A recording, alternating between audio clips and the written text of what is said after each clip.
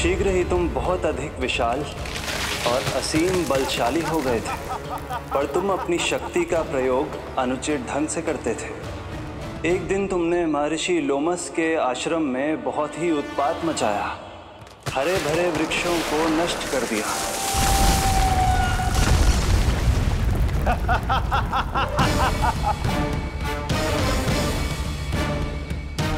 देख क्या रहे हो ऋषिवर? ये विशाल वृक्ष भी मेरे इस विराट तन के आगे कुछ भी नहीं है। जिसे स्वयं अर्जित तक नहीं किया, उस तन पर इतना अभिमान, तो सुन ले, जिनसे तेरा तन बना है उन्हीं पंच तत्वों में इसी क्षण ये विलीन हो जाएगा। ये मेरा श्राप है तुझे, मेरा श्राप है तुझे।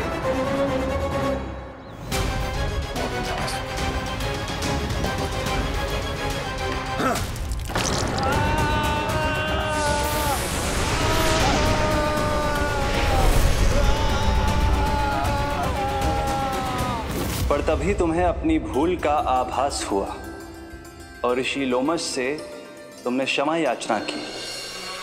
क्षमा करे ऋषिवर, क्षमा करे। मैं मूर्ख, अभिमानी हूँ, अज्ञानी हूँ, परंतु आप तो दया के सागर है। कृपा करे ऋषिवर, कृपा करे। बिना तन के मैं कैसे जीवित रह पाऊंगा? तुम जीवित भी रहोगे और अपने दैनिक कार्यों का संचालन भी कर पाओगे, किंतु सजीव प्राणियों या निर्जीव वस्तुओं की सहायता से। ऐसा जीवन तो मृत्यु के समान है ऋषिवर।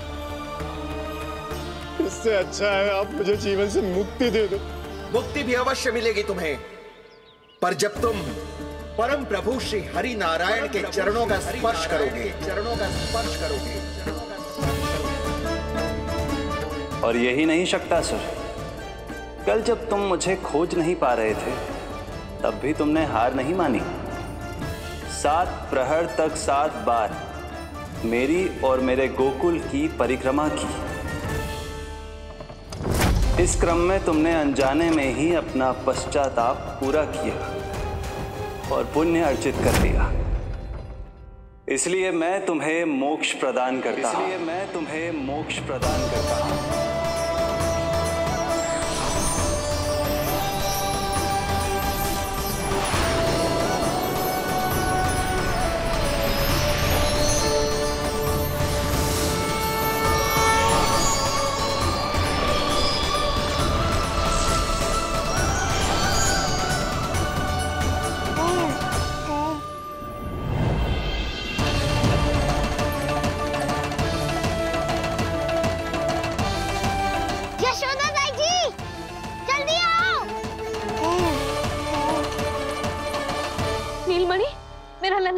लल्ला, तुझे कुछ हुआ तो ना है ना? तुम ठीक तो है ना? मेरा नीलमणि, मेरा प्यारा बच्चा।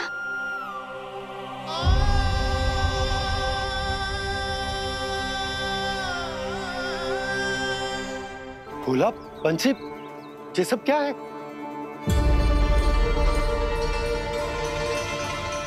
उज्जवल, ये किसने करो है? और देख, कहानी मत सुनाइयो। उज्जवल पुत्र, कैसे हुआ ये सब? किसने किया? और किसने? महाबली नीलमणि ने बड़ी ताई जी।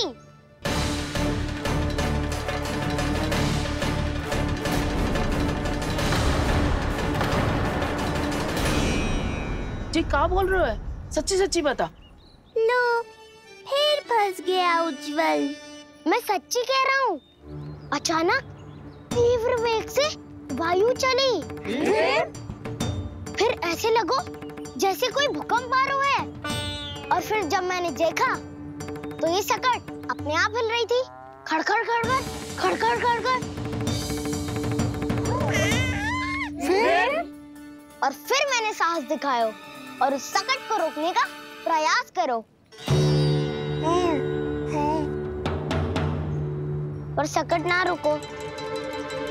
जे हिले ही जा रहा था, खड़खड़ खड़खड़ खड़खड़ खड़खड़ खड़खड़ खड़खड़। और फिर ऐसे ही हिलते हुए अचानक से आगे बढ़कर सीधा नीलमणि के ऊपर चला आए हो। फिर और फिर सकट भी हिल रहा था, खड़खड़ खड़खड़, और सकट का सामान भी हिल रहा था, थरथर थरथर।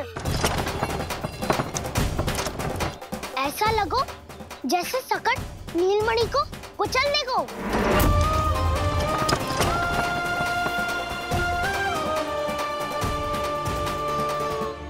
पर तभी जे जाग गए हो।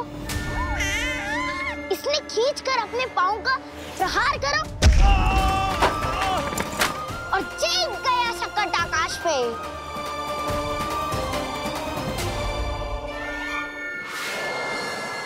और फिर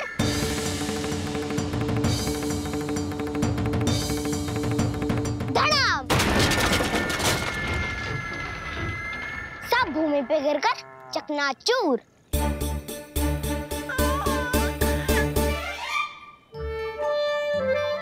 मैं सच्ची कह रहा हूँ ताई जी, नीलमणि के पैर का स्पर्श होते ही वो सकट ऐसे वायु में उड़ी जैसे कोई फूल। अच्छा, और जो तेरे हाथ में ये माखन है, ये भी अपने आप उड़ के आ गया होगा ना?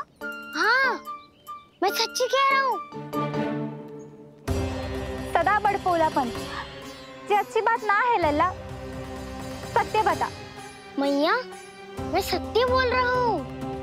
ये सकट अपने आप ही आयो था और नीलमणि के प्रहार करते ही दूर जा गिरो।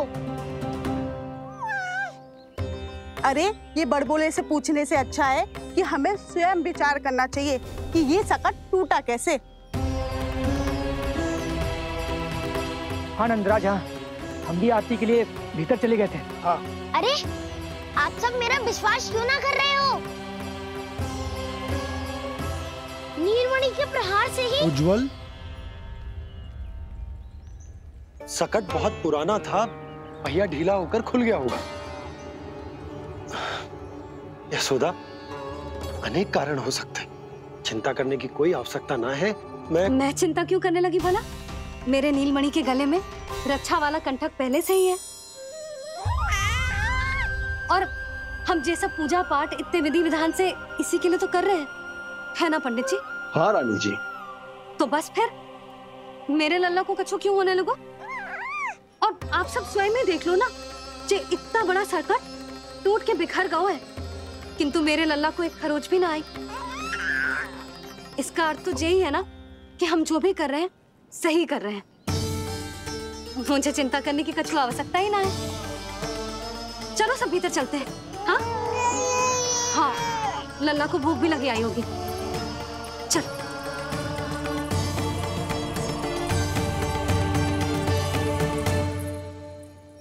नंदराज जी, अब हमें भी आज्ञा दीजिए। प्रणाम पंडित जी।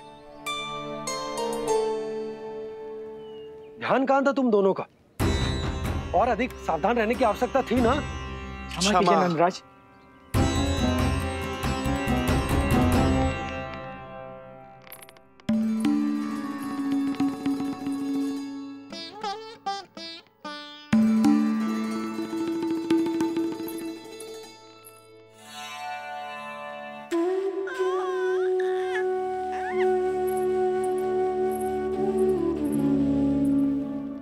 यशोदा, क्या हुआ? बोलो ना, क्या सोच रही हो? मुझे बहुत चिंता हो रही है जीजी। मेरे लल्ला के साथ कुछ ना कुछ दुर्घटना होती रहती है। अरे, अभी बाहर ही तुम सबको समझा रही थी, अब भीतर आते ही क्या हो गया तुम्हें? बाहर समझाने वाली मैं ना थी जीजी, वो तो गोकुल की रानी जसोदा थी, किंतु भीतर से मैं अपने नीलमणि की मैया हूँ, बस। और एक मैया को कितनी चिंता होती है, इसे आपसे अधिक कौन जान सकता है। बहुत बड़ा धक्का लगा है मैया को इस घटना से। अब तो ये मेरी रक्षा के लिए और भी अधिक चिंतित हो जाएंगी। यंत्र का कंठक, पूजा पाठ, इतने सारे प्रहरी, सुरक्षा के प्रबंध, यदि इतने सबके बाद भी मैं अपने लल्ला की रक्षा न कर पाई तो मुझसे अधिक अभागी कौन हो सकती है? मैं तुम्हारे मन की दशा समझती हूँ यशोदा। इसी चिंता के कारण ही तो मैंने आज तक अपने पुत्र को छुपा कर रखा है। मैं जानती हूँ चिच्ची, मैं समझती हूँ। मैंने तो नीलमणि के लिए इतने सारे संस्कार भी करो है, पूजा पाठ की है, किंतु मैंने तो आज तक अपने पुत्र का एक भी संस्कार नहीं किया है। आंसू पोंछ लीजिए बड़ी माँ, शीघ्र ही सब कुछ ठीक हो जाएगा।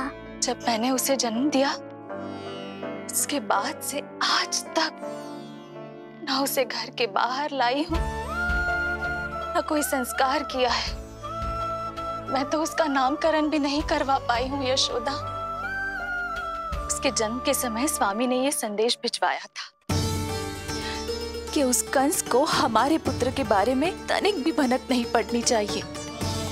तब से आज तक भय के छाव में जीती आई हूँ कि वो कंस कहीं हमारे पुत्र को भी ना मार दे, जैसे देवकी के सारे संतानों को मार दिया है। ये आशंका कभी सत्य नहीं होगी बड़ी माँ, मैं हूँ ना। माँ अपनी संतान के मन की बात बिना कहे ही समझ जाती है। आप भी समझ जाओ ना मैया। चिच्ची, हमें रोना ना चाहिए। हमें देख के लल्ला भी रो रहा है। मैया, आपकी सहायता की आवश्यकता है मुझे ऐसे क्यों लग रहा है जैसे लल्ला मुझसे कुछ कहना चाह रहा है। दाऊ को हम सबसे दूर कब तक रखेंगे बड़ी माँ? ये सोच रहे होगा कि अब तक आपने इसके दाऊ को छुपा के क्यों रखो है। मैं उनसे मिलना चाहता हूँ मैया। चिच्ची, कितना मन करता होगा ना इसका अपने दाऊ से मिलने का। और आपके लल्ला का भी तो मन करता होगा ना कि अपने छोटे भाई को मिले। कितनी बातें करते हैं हम दोनों की इनके सामने। हाँ यशोदा, मैं भी अपने पुत्र को नीलमणि के बारे में सब कुछ बताती हूँ। तो बस फिर हमें साथ साथ रखिए ना। मेरा आधा हिस्सा है वो, उनके बिना मैं अधूरा हूँ मैया। ये दोनों भाई एक दूसरे के बिना अधूरे हैं जीजी। हमें इन दोनों को साथ ही रखना चाहिए। आप ही सोचो, यदि नीलमणि की रक्षा होगी तो आपका लल्ला भी तो सुरक्षित रहेगा। तुम सच कह रही हो यशोदा। हमें इन दोनों को मिलाना चाहिए और साथ में ही रखना चाहिए, सुरक्षित। तब तो शीघ्र ही पंडित जी को बुलाकर हमें शुभ मुहूर्त निकलवाना चाहिए। शुभ मुहूर्त? हाँ, शुभ मुहूर्त। दोनों भाइयों के मिलन के साथ साथ उनका नामकरण संस्कार भी करवा देते। अब अपने दाऊ से मिलूंगा मैं।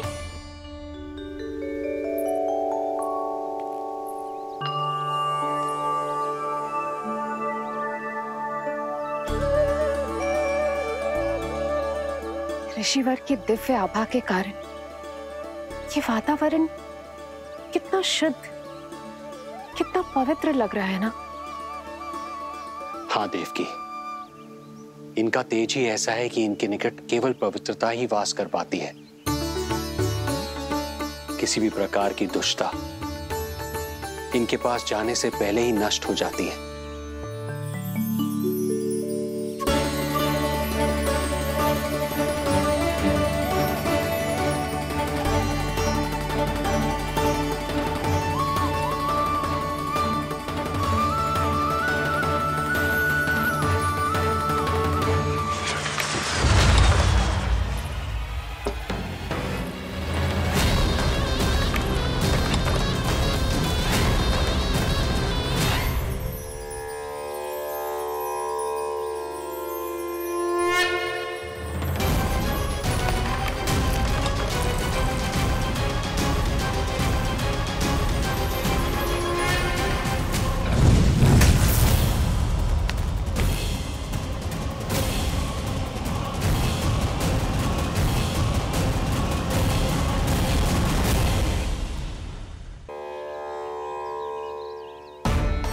इनका तेज ही ऐसा है कि इनके निकट केवल पवित्रता ही वास कर पाती है।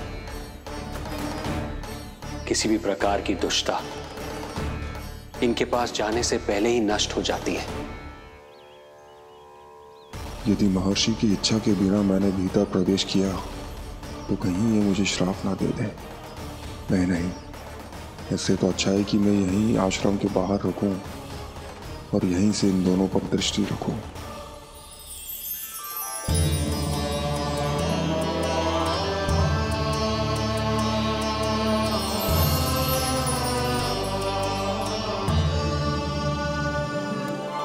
आपके आने का आभास हो गया था राजन। गुरुदेव, जो संतानें हमने खो दी है उनका श्राद्ध करवाने की विनती लेकर हम आपके पास आए हैं।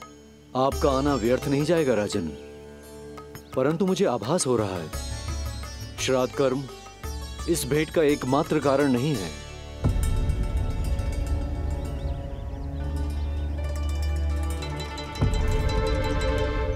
आपको उसकी या कंस की चिंता करने की कोई आवश्यकता नहीं है। निश्चिंत होकर बताइए कि आपकी इच्छा क्या है। गुरुदेव, वर्तमान में मेरी प्रथम पत्नी रोहिणी पुत्र सहित गोकुल में निवास कर रही है। हमारे उस पुत्र का और भाभी यशोदा के पुत्र का नामकरण संस्कार करवा दीजिए। बस यही हमारा सौभाग्य होगा। मुझे कुछ सुनाई क्यों नहीं दे रहा है?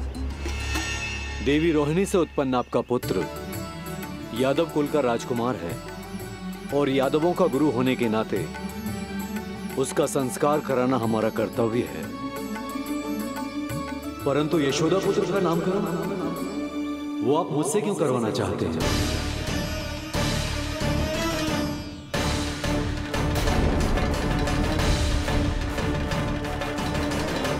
गुरुदेव, सत्य ये है कि रुक क्यों गई रानी देवकी? आपके मन में जो कुछ है कहिए। ये कैसी दुविधा में फंस गया मैं।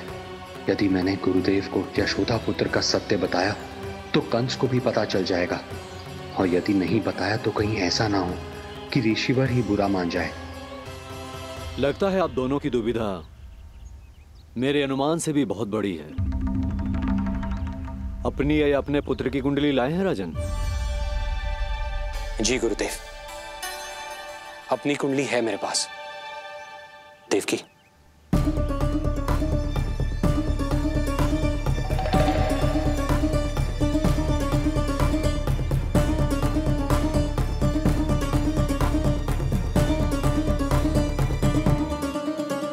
जो रहस्य आप नहीं बता पा रहे हैं राजन, वो ये कुंडली बताएगी।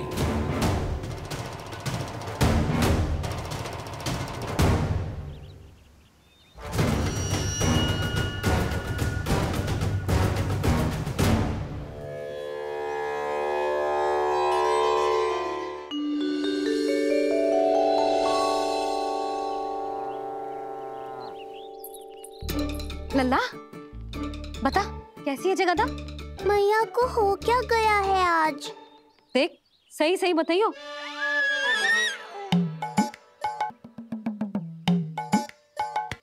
अच्छी है ना? पसंद आएगी ना उसे? हाँ? या फिर जे मोर पंख वाला मुकुट दे दूं? पहली बार मिल रहा है तू, उपहार तो देना चाहिए ना? पर बड़े तो वो है ना मैया, उपहार तो वो देंगे मुझे।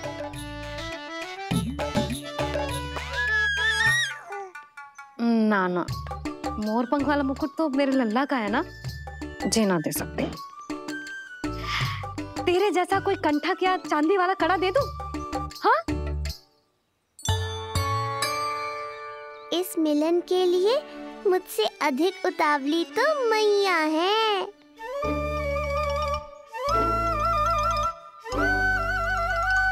अच्छा, जे उपहार छोड़, तू तो जे बता कि तू उसे बुलाएगा क्या कह के? अन्य सभी के जैसे बड़े भैया या गांव वालों के जैसे दद्दा बुलाएगो, या फिर बड़े नगरों में जैसे बुलाते हैं ज्येष्ठ भ्राता बुलाएगो, या फिर प्रेम से बुलाएगो दाऊ? दाऊ बुलाएगो ना?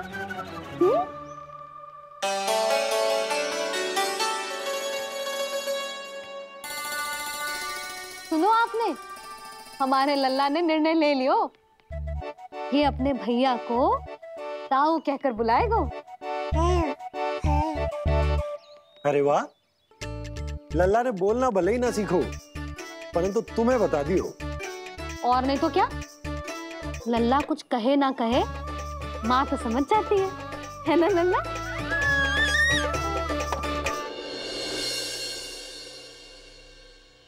और इसने दाऊ वाली बात पे हाँ भी की है। हाँ हाँ तो सदानंद जी ने भी कर दी है। लो, मैं तो भूल ही गई। क्या कही पंडित जी ने? बता तो ना यशोदा, बाहर से आया हूँ, हाथ पैर तो धो लूं। हाँ, ले लो। अब बताओ, कब का मुहूर्त निकालो है? तनिक हाथ मुंह पूछ लूं। अब बताओ क्या कही उन्होंने? यशोदा थक गए हूँ, तनिक सांस तो लेने दो। बाहर से आया हूँ, जल ना पूछोगी?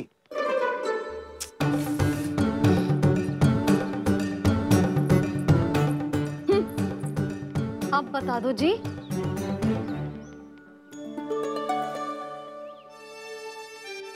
बाबा अब बता भी दो, नहीं तो खेल खेल में खेल हो जाएगा।